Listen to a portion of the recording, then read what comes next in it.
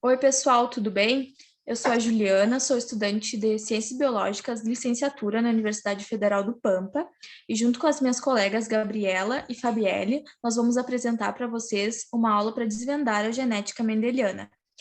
Nessa aula, nós vamos falar sobre o Gregor Mendel, o pai da genética.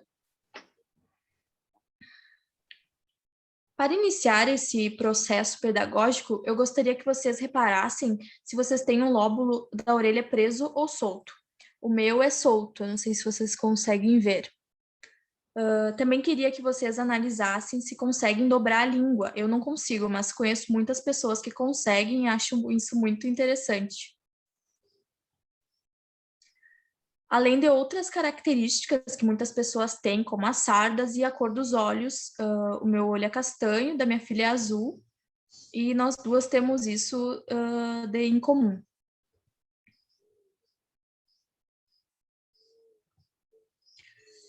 Vocês sabem o motivo para terem essas características ou não?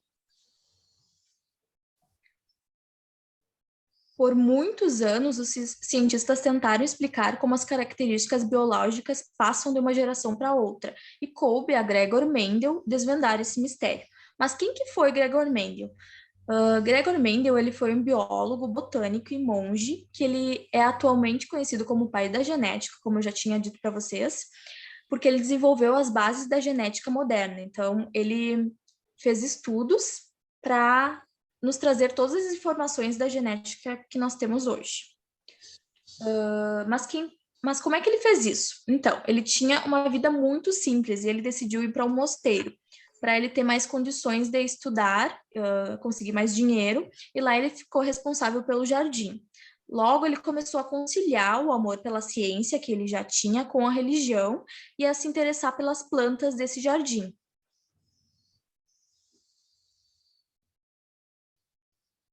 Nesse jardim, ele iniciou os experimentos utilizando a planta ervilha de jardim, que é a Pisum sativum.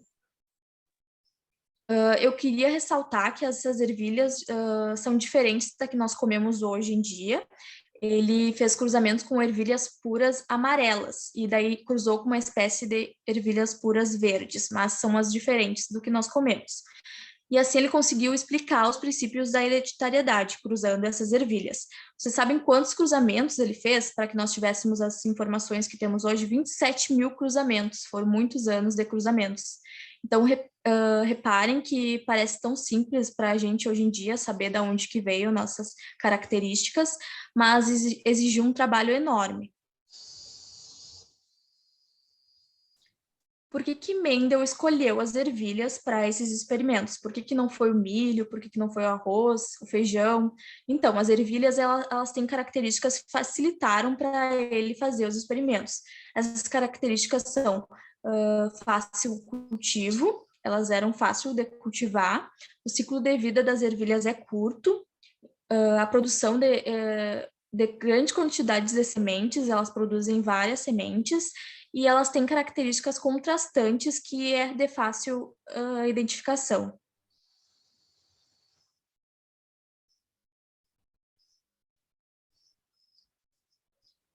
Essa é uma página do Herbário de Mendel, nós chamamos esse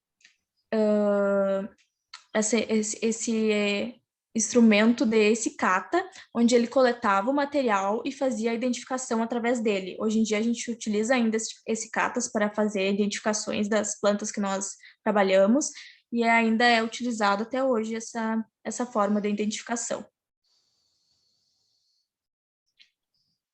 Além das características das ervilhas que eu falei lá em cima, que contribuíram para as descobertas de Mendel, outro fato importante para que ele tivesse sucesso das pesquisas foi que ele analisou uma característica por vez, sem se preocupar com as demais características. Então, ele ia lá, analisava uma por uma as características. Então, pessoal, agora a gente vai falar sobre a primeira lei de Mendel, que é chamada de lei da segregação dos fatores. A palavra segregação, ela significa separação, então a gente também pode falar que é a lei da separação dos fatores, ok? Como a professora Juliana comentou, ele queria descobrir o significado da hereditariedade, né? O que seria, né? Como que nós temos características dos nossos pais? Como que essas características são passadas para nós, tá? Então, ele chegou a essa conclusão aqui. Todas as características de um indivíduo são determinadas por genes que se segregam, ou seja, se separam durante a formação de gametas, sendo que o pai, ele transmite apenas um gene e a mãe transmite outro gene, certo? Então, esses genes, eles se encontram, se cruzam e assim acaba se originando o filho, né? Só que assim, pessoal, vocês já se perguntaram, vocês podem se perguntar agora, já que cada um doa 50%, por que nós não somos 50% parecido com o nosso pai e 50% parecido com a nossa mãe? Eu, por exemplo, sou mais parecida com a minha mãe do que com o meu pai. Então, isso a gente vai descobrir na aula de hoje.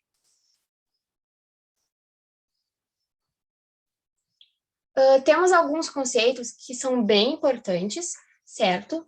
Que são, o que são genes alelos dominantes, tá?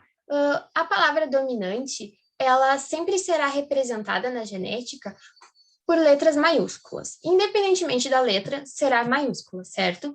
E ela é expressa fenotipicamente em heterozigose. Depois nós vamos descobrir o significado dessa palavrinha, ok? Já genes alelos recessivos, independentemente também da letra, é representado por letras minúsculas, tá? Onde eles são expressos somente em homozigose. Agora a gente vai descobrir o que significa essas palavrinhas diferentes, tá? Heterozigose, gente, são duas letras distintas juntas, tá? Ou seja, uma maiúscula e uma minúscula, uma dominante e uma recessiva, tá? Então, são chamados de heterozigotos, genes alelos diferentes. Quando o indivíduo é heterozigoto para determinada característica, ele possui apenas um alelo para esse caráter.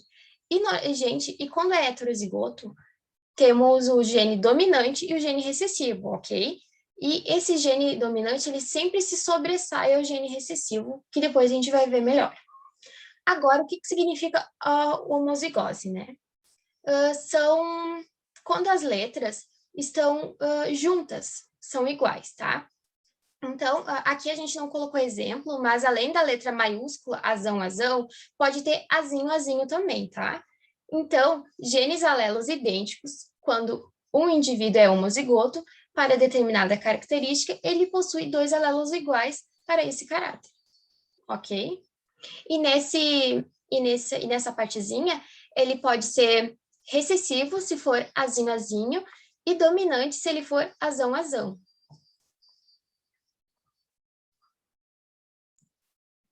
Então, né, como é que Mendel chegou a tudo isso, né? Então, ele iniciou os experimentos, e como é que ele começou os experimentos? Ele escolheu linhagens puras de ervilhas. Só que, como é que ele soube que eram linhagens puras? Porque ele fez cruzamentos. Ele cruzou uma ervilha amarela com uma ervilha amarela, e resultou em uma ervilha amarela, ok? Uma ervilha verde em uma ervilha verde, e resultou em uma ervilha verde. Ele fez isso 6 vezes. Então, a cor nunca mudava, permanecia a mesma. Isso quer dizer que ela é pura, tá? Então, após 6 gerações, ele constatou que as linhagens eram puras. Por isso que podemos chamar a primeira lei de Mendel também como a lei da pureza, certo? Então, plantas de sementes amarelas, que só originavam sementes amarelas, e plantas de sementes verdes, que só originavam sementes verdes.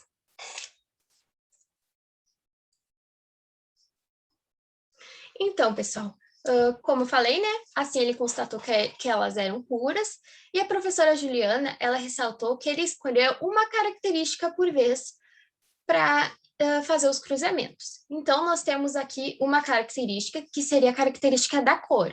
Então, ele cruzou a cor verde, que é vizinho, vizinho, e a cor amarela, que é vezão, vezão. Ou seja, o amarelo seria o dominante e o verde seria recessivo. Essa primeira geração a gente chama de geração parental, ok? Então, o que resultou?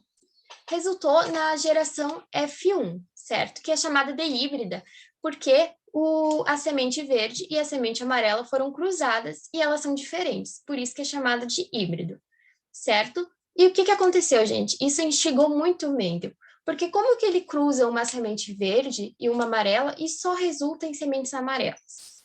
Então, o que ele fez? Ele resolveu cruzar de novo, e na segunda geração, olha quem apareceu?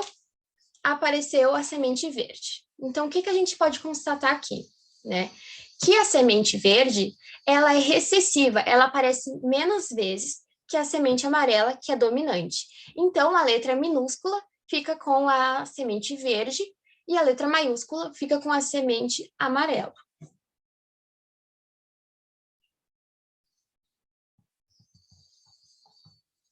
Então, Mendel concluiu que como a cor verde não apareceu na geração F1, mas reapareceu na geração F2, as sementes verdes tinham um fator que era recessivo, enquanto as sementes amarelas tinham um fator dominante. Por esse motivo, Mendel chamou as sementes verdes de recessivas e as sementes amarelas de dominantes.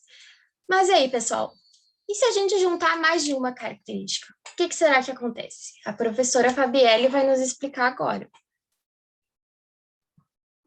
Oi, pessoal. Então, como a Gabriela falou, para uma característica, ele fez aqueles cruzamentos. E então, ele se perguntou, mas e para mais características ao mesmo tempo? Então, por exemplo, para a cor do olho e para o formato do lóbulo da orelha ao mesmo tempo? Como que eu faço para saber esses resultados, né? Então, ele resolveu fazer cruzamentos com duas ou mais características ao mesmo tempo. Então, nesse caso, aqui no exemplo, a gente pode ver que ele usou a cor da ervilha, que seria amarela ou verde, e também a forma da ervilha, que poderia ser lisa ou rugosa, e cruzou as duas ao mesmo tempo, né? Então, na geração parental, ele tinha uma ervilha que era amarela e lisa, e uma ervilha que seria totalmente verde e rugosa. Então, com esses cruzamentos, na primeira geração, as ervilhas verdes e rugosas ainda não apareceram, né? Porque o fator dominante ele prevalece sobre os recessivos, então só originando ervilhas amarelas e lisas, né? E nas demais gerações já começou a aparecer ervilhas verdes e ervilhas rugosas também, né? Então, por exemplo, ali na primeira, ele obteve ervilhas que seriam amarelas e lisas, amarelas e rugosas, verdes e lisas, e também uma que seria verde rugosa, né? Que seria totalmente recessiva, né? Com os alelos totalmente recessivos. Então, a partir daí, ele criou o que a gente chama de segunda lei de Mendel, né? Que seria a lei da segregação independente. Mas o que essa lei nos diz? Então, ela diz que os fatores para duas ou mais características, eles vão se segregar no híbrido, né? Distribuindo-se de forma independente para os gametas, então de forma ao acaso. Então é por isso que a gente não é 50% parecido com o nosso pai e nem 50% parecido com a nossa mãe, é totalmente independente, né? Então ele denominou, né, esse princípio da segunda lei da herança ou lei da segregação independente, né?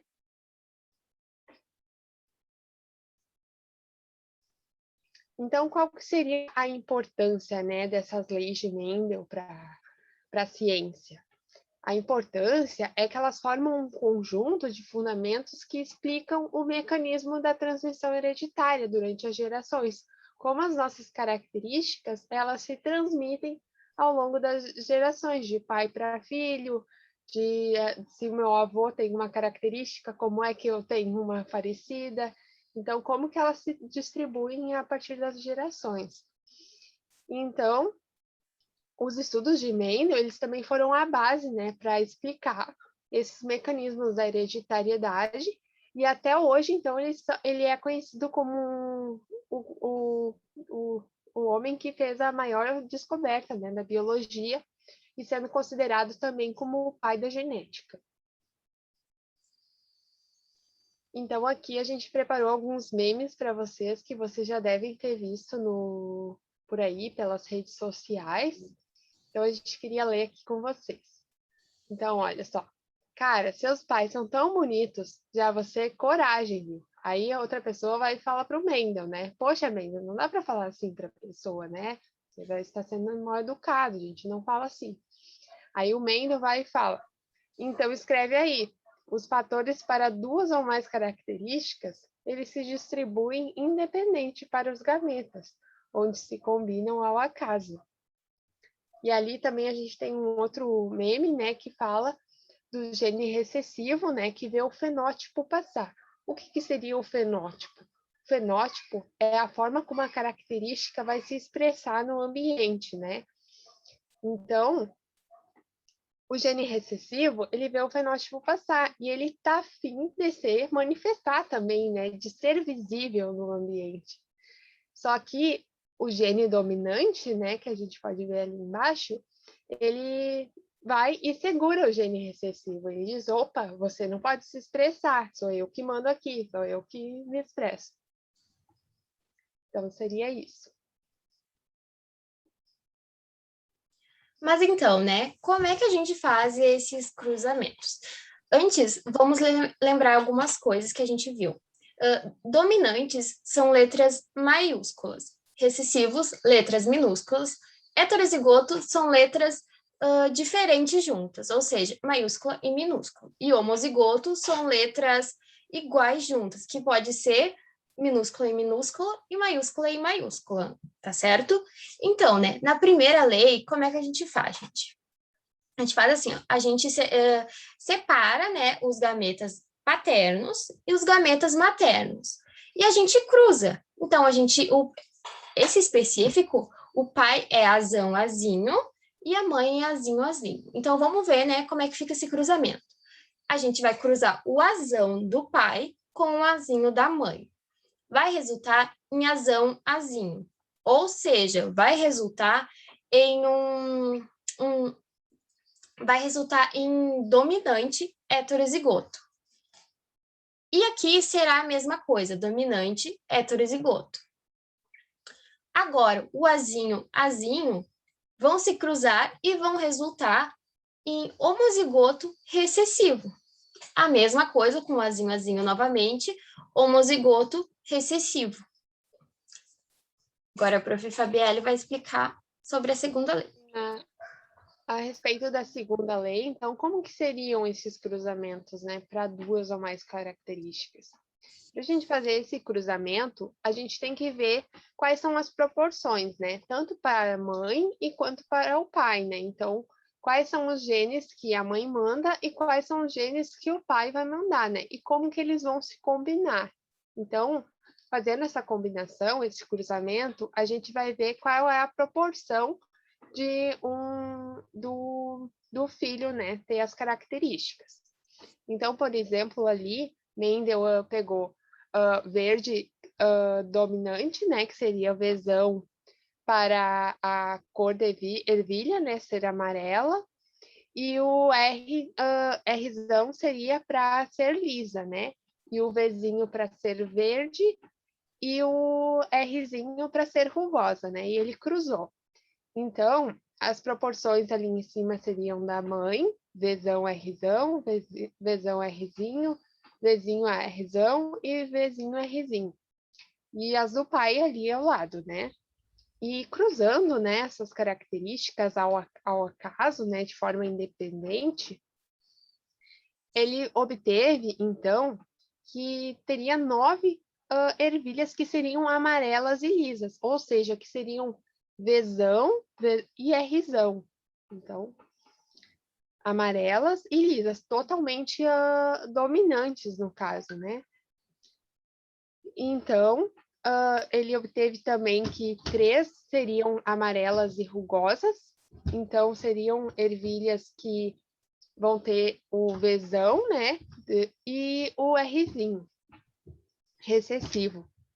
e 3 seriam verdes e lisas, né, que seriam o Vzinho e o Rzão, e apenas uma, né, teria a proporção verde e rugosa, né, que seria totalmente recessiva. Ok, pessoal. Então, professora Juliana, seu microfone. Então, gente, e agora? O que vocês vão ter que fazer? Vocês estão convidados a seguirem nosso Instagram, ele é @genética-mendeliana. Vocês deverão assistir os stories e responder as enquetes do nosso jogo que vão estar disponíveis lá. O nome do nosso jogo é Desvendando a Genética Mendeliana. Vocês terão 24 horas depois dessa aula para testar seus conhecimentos, responderem lá. A nossa aula vai estar disponível no YouTube para vocês voltarem nela, olharem se tiverem alguma dificuldade. Eu espero que vocês consigam responder tudo, nós esperamos. E qualquer dúvida, voltem na aula. Eu espero que vocês tenham gostado da aula. Obrigada pela atenção de todos, pela participação. Nós vamos conferir todas as respostas e enviar para vocês um feedback, onde nós vamos colocar todas as questões que não foram respondidas corretamente e fazer mais uma vez a revisão. É isso, pessoal. Muito obrigada. Se cuidem, fiquem em casa, se possível, se não, usem máscara e álcool gel. Obrigada pela participação de vocês, pessoal, e até a próxima.